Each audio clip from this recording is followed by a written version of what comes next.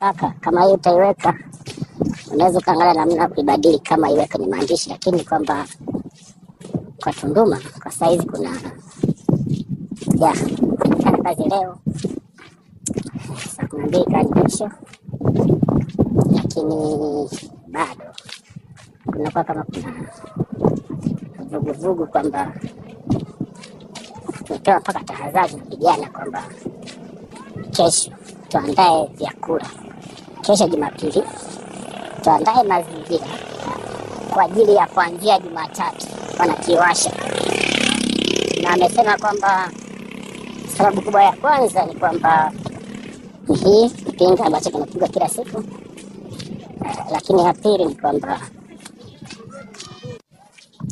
ni kwamba wameua watu wengi sana, alafu kienda mochari maiti hazipo. Tetesi ni kwamba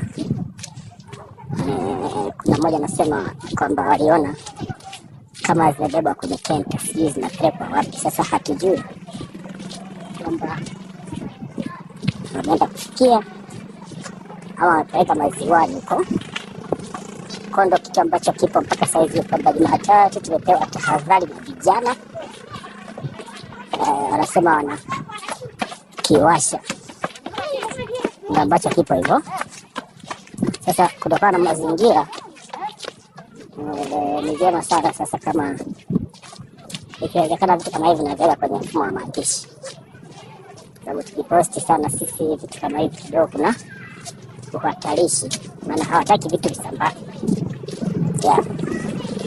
Wanaweza kaamua kuweka kwenye maandishi Jumatatu upewa tahadhari, madai ndio ya kila siku, lakini cha pili maiti hazipo hospitalini, kumekufa watu wengi na maiti hamna.